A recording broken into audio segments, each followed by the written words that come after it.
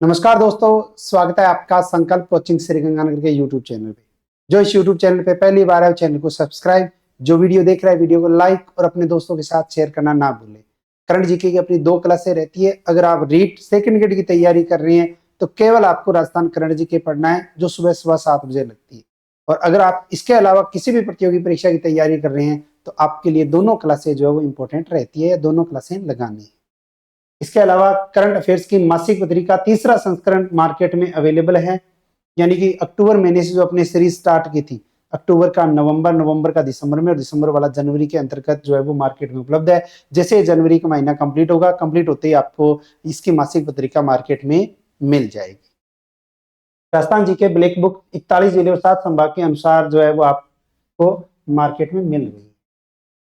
किस राज्य सरकार द्वारा अपने स्थापना दिवस के अवसर पर संस्कृति उत्सव का आयोजन किया जाएगा?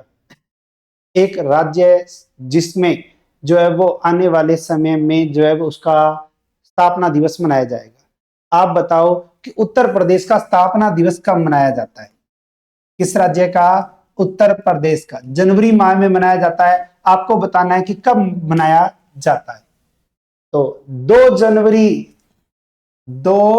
जनवरी से 26 जनवरी 2025 तक निर्धारित रूप से आयोजित किया जाएगा। इसकी थीम हमारी संस्कृति हमारी पहचान रखी गई है। इस महोत्सव का उद्देश्य कला और संगीत से जुड़ी प्रतिभाओं को तलाशना व उन्हें उच्च मंच प्रदान करना है। तो अगर पूछे कि किस राज्य सरकार के द्वारा, तो उत्तर प्रदेश सरकार के द्वारा अपने स्थापना दिवस पर कौन सा उत्सव, संस्कृति उत्सव का आयोजन किया जाएगा।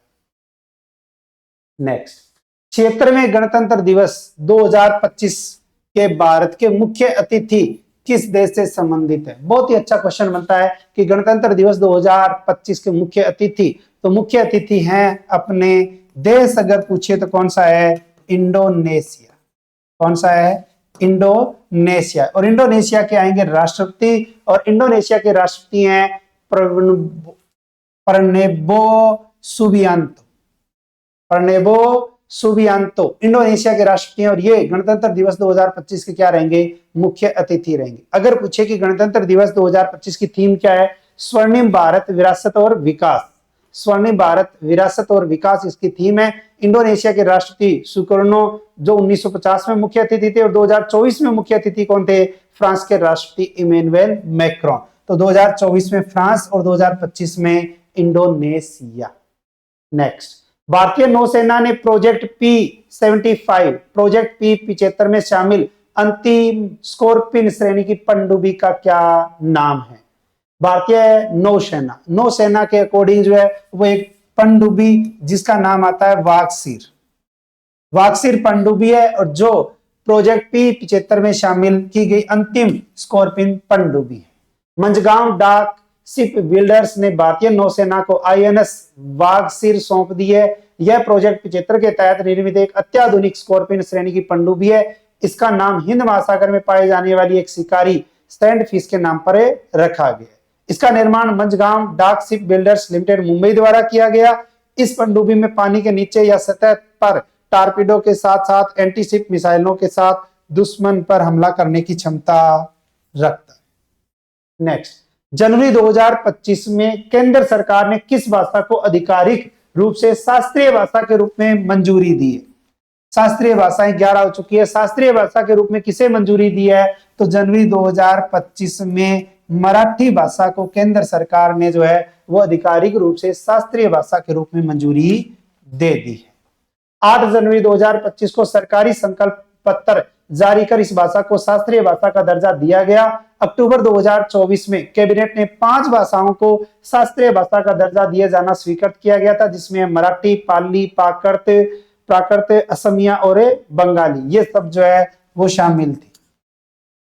Next, future of jobs report किस संगठन द्वारा जारी की गई? जारी की जाती है फ्यूचर ऑफ जॉब्स रिपोर्ट। ये अगर पूछे किसके द्वारा जारी की जाती है, तो ये जारी की जाती है विश्व आर्थिक मंच के द्वारा।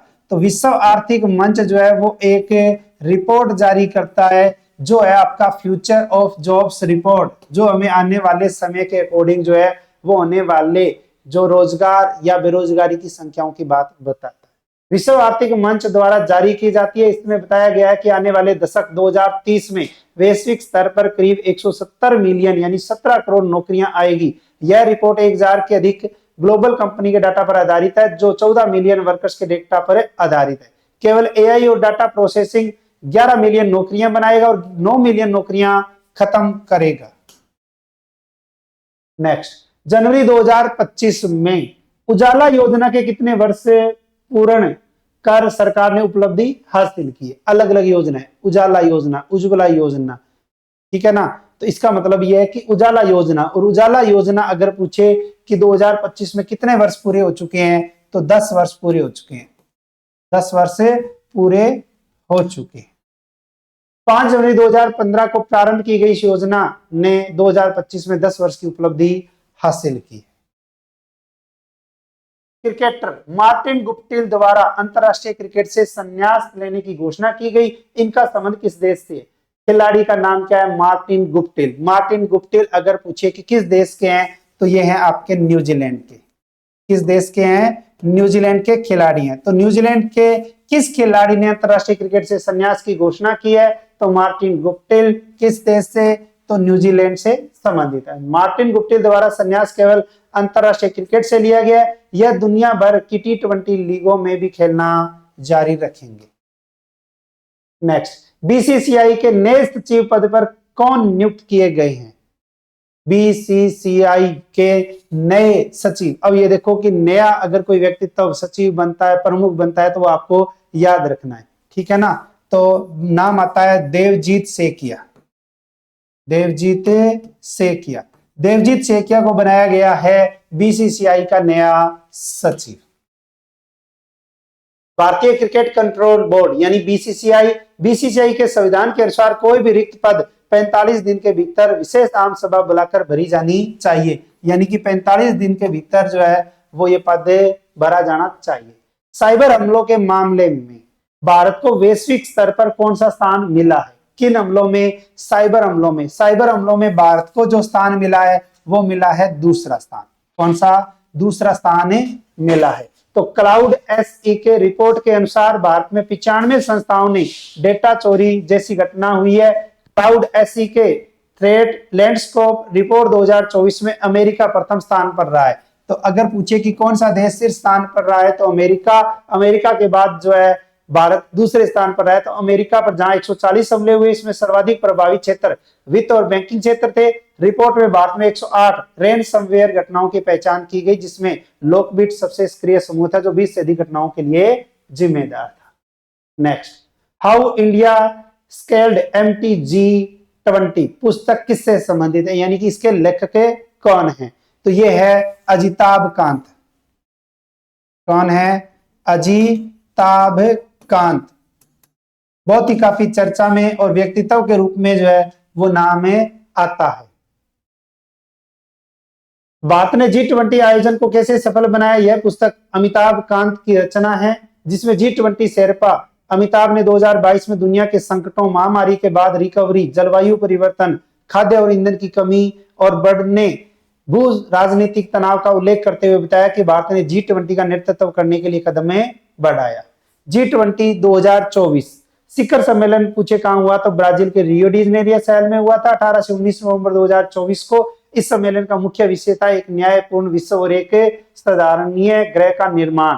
इसके अलावा अगर हम देखें अमिताभ कांत या अजिताभ कांत, और अमिताभ कांत जो है उनके बारे में एक पुस्तक जिसका नाम आता है हाउ इंडिया स्केल्ड MTG20, जो फर्स्ट ग्रेड के अकॉर्डिंग जो है वो सिलेबस में नाम आता है आपका प्रमुख पुस्तकें उसके अकॉर्डिंग रहता है। इसके अलावा 41 जिले और 7 संभाग के अनुसार राजस्थान के अंतर्गत ये आपको किताबें मिल रही है। ठीक है, अपनी 2 क्लासें लगती है जिसके अकॉर्डिंग एक रहती है राजस्थान करंट अफेयर, दूसरी रहती है इंडिया और वर्ल्ड। तो रोजाना क्लास लगाते रहिए। मिलते हैं कल नए क्वेश्चनों के साथ। तब तक जय हिंद, जय भारत, नमस्कार।